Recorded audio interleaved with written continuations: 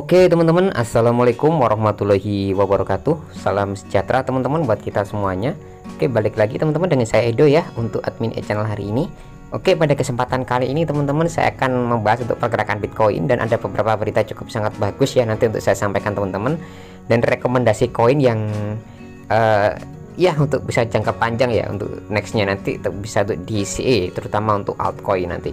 Oke teman-teman, bagi teman-teman yang belum join Get.io, silakan aja ya join di link deskripsi. Di sini banyak crypto project yang cukup sangat bagus teman-teman, yang kemungkinan masih pump sampai ratusan persen, bahkan sampai ribuan persen juga ada teman-teman nanti ya. Oke ya, kita tunggu saja nanti untuk nextnya. Dan Coin People teman-teman yang bisa untuk jadi rekomendasi buat teman-teman nanti untuk nextnya untuk di Get.io ini. Oke, dan sekarang Bitcoin teman-teman di level 29.500, kemarin sempat menyentuh di area 30.000 US dollar ya. Jadi di sekarang tuh masih lagi konsolidasi teman-teman, ibaratnya tuh market lagi sideways, ini mau dibawa kemana teman-teman, apalagi nanti ini ada Fed yang hawkish teman-teman, ingin menaikkan suku bunganya ya untuk di bulan depan. Jadi target Fed ini kemungkinan sampai 5% teman-teman suku bunganya dolarnya AS, tapi tidak akan dinaikkan secara langsung, tapi mungkin tiap bulan akan dinaikkan teman-teman ya, mungkin basis setengah poin ya, mungkin itu targetnya ya, atau 50 poin ya teman-teman untuk di beberapa bulan ke depan nanti.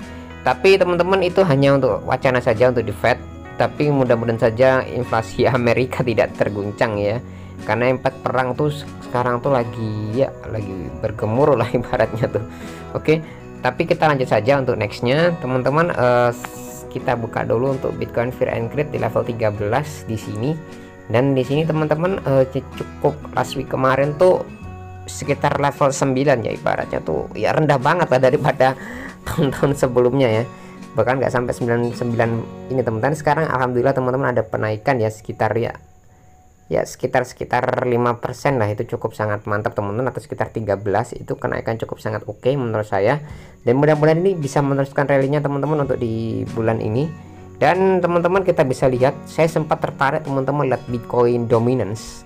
Nah, Bitcoin dominance di sini teman-teman terjadi breakout ya, jadi terjadi breakout, dan di sini levelnya naik teman-teman ya, dari level berapa nih, dari level 41 naik ke 44%. Berarti ini mengindikasikan bahwa Bitcoin sudah banyak yang masuk ya, atau para whale ini sudah masuk kembali untuk di Bitcoin. Dan kemungkinan kalau break ini teman-teman berlanjut ya, nanti bisa next lagi kita bisa tunggu koreksi dulu untuk masuk di altcoin teman-teman. Jadi seperti itu. Jadi kalau Bitcoin bullish, jadi kita tunggu untuk altcoin. Oke ya, saya tunjukkan beberapa altcoin yang cukup bagus nanti. Dan teman-teman di sini untuk kita lihat dulu untuk di chartnya teman-teman. Di chartnya kita bisa lihat ya, untuk di chartnya Bitcoin tuh sekarang di level ya masih di area supportnya ya, dia masih di area support di area 28 ribuan, 29.000 ya. Kita bisa di weekly masih bermain di area sekitar situ teman-teman ya, mainannya masih bermain di area sekitar situ. Dan kemungkinan besar kalau misalkan ini masih ya bermain-main manja seperti ini kemungkinan strong bullishnya akan lebih kuat kembali ya teman-teman untuk si Bitcoin ini. Oke ya, dan kita lihat teman-teman untuk dilihat dulu di chart H4, di A4 pun ini masih konsolidasi ya, berarti itu masih sideways. Ini mau dibawa kemana Bitcoin ya, kemarin sempat tertinggi teman-teman 31.000, mantul lagi bawah lagi ya, di area 28.000 mantul lagi ke atas lagi ya. Jadi seperti itu aja terus ya, jadi kita tunggu saja, ini tunggu break di area moving average 200 ini. Kalau misalkan break ya kemungkinan besar Bitcoin akan next lagi ya, rally bullish kembali. Oke. Dan di sini ada beberapa berita yang saya sampaikan juga, dan saya sempat tertarik teman-teman untuk apa namanya nih, cuitan Twitter bahwa Bitcoin bullish ya. Di sini ada daily bullish divergence ya, ada perbedaan chart. Di sini ada RSI teman-teman, relative strength index, ini mengindikasikan bahwa dia naik ya, bahwa bottom to bottom, tapi di sini divergennya Bitcoin chartnya turun, dan ini kemungkinan besar ini akan naik teman-teman, polanya akan sama ya seperti yang ada di sebelah kiri ya. Jadi kemungkinan besar sih ya, mudah-mudahan saja ya, ini hanya analisa pribadi saya teman-teman, dan orang ini strong bullish untuk Bitcoin ya, mantap ya. Oke, dan kita bisa lihat untuk berita dari Decrypt.co, di sini Ethereum March ini akan mulai pada bulan Agustus. Oke. Oke, kita terjemahkan aja teman-teman. Jadi pengembang Ethereum datang pada bulan Agustus jika semuanya berjalan sesuai rencana ya. Core-nya, jika pengembang menyelesaikan penggabungan atau merge menjadi bukti kepemilikan pada bulan Agustus, mereka tidak perlu khawatir untuk menyajikan atau bom kesulitan yang akan segera meledak teman-teman di sini. Jadi kemungkinan besar nanti the merge akan dilakukan bulan Agustus. Jadi Ethereum 2.0 ini masih ya mungkin sekitar 1 tahunan teman-teman untuk merge ini. Jadi merge itu gimana bang? Jadi Ethereum 2.0 yang Ethereum lama ini akan digabung teman-teman ya, koinnya akan digabung dan networknya akan digabung. Jadi network Ethereum yang kecil ini akan ditempatkan rumah yang lebih besar lagi ya, yaitu rumahnya apa? Ethereum 2.0 ini. Oke, jadi bom kesulitan akan mulai memperlambat jaringan Ethereum ya saat ini. Jadi pengembang Ethereum berharap untuk balik ke Proof of Stake dengan cepat teman-teman, yang akan meniadakan perlunya ya atau pembaruan ya untuk menunda bom atau bom proof of work-nya ya. Jika terlalu berharap banyak teman-teman, tetapi langkah Ethereum ke Proof of Stake ini mungkin akan menjadi musim panas ini. Jadi the merge akan dilakukan di bulan Agustus dan mudah-mudahan aja lancar ya. Sejauh ini kami tahu jika semuanya berjalan sesuai rencana Agustus itu mungkin masuk akal teman-teman, kata pendirinya ya atau Van Loan. Jika tidak perlu memindahkan bom kesulitan, mari kita lakukan dengan secepat mungkin ya. Oke ya, mudah-mudahan secepatnya biar terlaksana. Next lagi teman-teman, di sini DAI. Nah ini DAI ini survive teman-teman ternyata ya.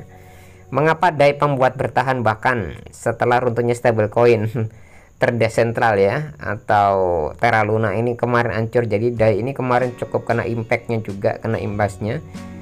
Tapi DAI ini juga sangat bagus teman-teman. Kegagalan stablecoin minggu lalu ya menjadi pembicaraan yang bagus ya untuk di beberapa media, dan USD menggigit debu teman-teman, dan USDT juga secara singkat kehilangan pasak dolarnya ya, bukan juga DAI. Nah, DAI ini cukup kuat teman-teman karena punya MakerDAO ya. Di sini sudah 2 minggu yang lihat di CryptoLand teman-teman, dan tidak ada yang lebih dibedah ya daripada runtuhnya stablecoin algoritmik Terra kemarin ya, sekitar 6 sen bayangin ya. Jadi USDC Circle tampaknya telah keluar sebagai pemenang utama ya di antara stablecoin teratas di CoinMarketCap.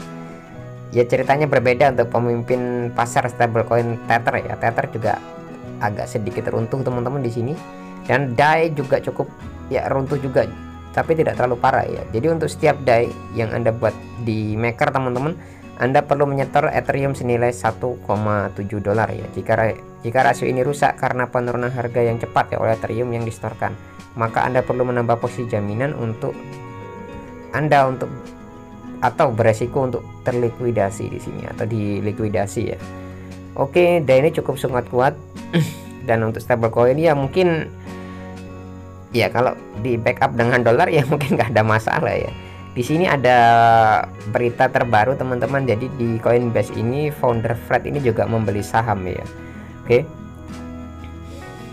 Jadi pendiri Coinbase Fred Ersam membeli membeli saat turun ya atau bid dip ya. Jadi membeli sekitar 75 juta dolar dalam bentuk saham perusahaannya. Jadi pembelian dilakukan melalui Paradig teman-teman, sebuah perusahaan modal ventura yang didirikan bersama oleh Ersam di sini.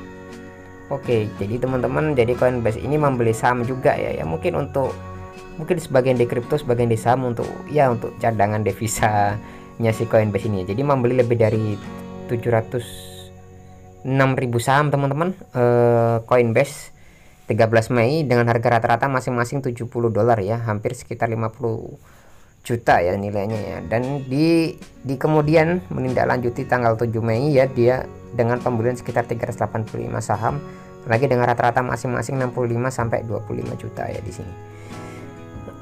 Jadi total 75 juta. Jadi kita itu harus diversifikasi teman-teman ya. Kita harus masuk ke saham, masuk ke kripto juga gitu ya. Jadi CEO-nya ini aja masuk saham sama kripto ya. Jadi tidak 100%. Jadi kita harus mendiversifikasi aset kita ya atau portofolio kita ya. Jadi untuk menabung, saya juga dikit-dikit teman-teman ini menabung di saham juga ya, meskipun tidak terlalu banyak.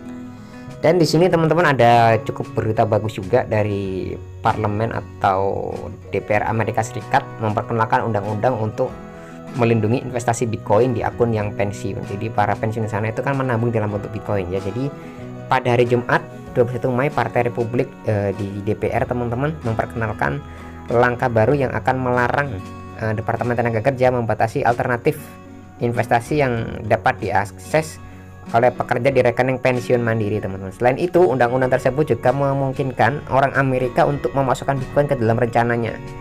Ya, rencana 401 mereka juga ingin memainkannya. Jadi para pensiun sana itu tidak dibatasi, teman-teman, membeli Bitcoin. Jadi uang mereka itu bisa dialokasikan ya untuk membeli Bitcoin, dan ini juga cukup sangat bagus. Di sini ada kongresnya. Nanti bisa langsung dibaca dulu, teman-teman, untuk di DPR-nya ini ya. Masih banyak juga tweetnya. Jadi Partai Republik datang untuk membela Fidelity. Jadi Fidelity itu ya badan keuangan juga ya, teman-teman, ya paus lah dikatakan ya. Itu untuk nyeret juga, itu sering itu mendanai investor-investor, bahkan dia itu merencanakan untuk invest di Bitcoin ETF ya untuk nextnya ya. Dan mudah-mudahan saja SIC ini kelar ya untuk masalahnya. Dan untuk token rekomendasi saya sampaikan, teman-teman, itu IOTEX ya. Kenapa IOTEX? Di sini IOTEX ini ada bekerja sama, teman-teman, dengan Anchor. Jadi ANKR bekerja sama untuk totalnya ada 15 ya, untuk membangun ini, teman-teman, membangun Web3 ya. Jadi we are excited partnered with ANKR. Kita bisa terjemahkan aja. Kami sedang bermitra dengan ANKR, teman-teman, untuk menghadirkan infra RPC yang kuat, yang handal ya ke jaringannya. Jadi IOTEX membuat IOTEX, teman-teman, dan pengguna sekarang dapat memanfaatkan titik akhir RPC khusus ANKR yang membuat lebih mudah dari sebelumnya untuk berinteraksi dengan mesin Fi ya. Jadi ANKR ini kerjasama dengan IOTEX ini cukup sangat bagus dan terlampau, teman-teman. Harganya tuh sekarang mulai agak naik manja ya, kita bisa lihat. Dan kita IOTEX, teman-teman, sekarang kenaikannya 20%. Ini mantap, teman-teman. Saya DCA dari harga sini ya kemarin itu, dan sekarang kenaikannya hampir ya, saya untung ya lumayan lah, meskipun tidak banyak ya. Saya untung hampir $15, teman-teman ya, hampir nyicil $30 ya setiap gajian ya. Ya alhamdulillah, teman-teman, sekarang saya profit sekitar $12 sekarang ya. Kita hold aja dulu untuk jangka panjang, apa nextnya ini bisa to the moon atau enggak ya. Tapi mudah-mudahan saja, teman-teman, untuk kedepannya nanti IOTEX ini bisa berkembang lagi. Dan kita lihat untuk perkembangannya sekarang untuk di pasar, teman-teman, untuk ANKR. Nah, ini ANKR juga naik, teman-teman, 7%, tapi tidak terlampau deras ya, kencang IOTEX tadi. Dan IOTEX ini mungkin ada berita cukup sangat bagus, teman-teman, fundamental. Apalagi kemarin tuh ada CEO-nya itu AMA ya, Ask Me Anything dengan Google ya, dengan ini. Dan di sini kerjasama dengan Heken juga, dan mainnetnya sudah di-upgrade kembali, teman-teman, untuk versi 1.8. Dan ini kemarin tuh saya sempat tertarik, teman-teman, itu IOTEX kerjasama dengan Google Cloud ya. Kemarin tuh dengan Richard Whitman, Head of Strategy ya, teman-teman, dari Digital Asset dari Google.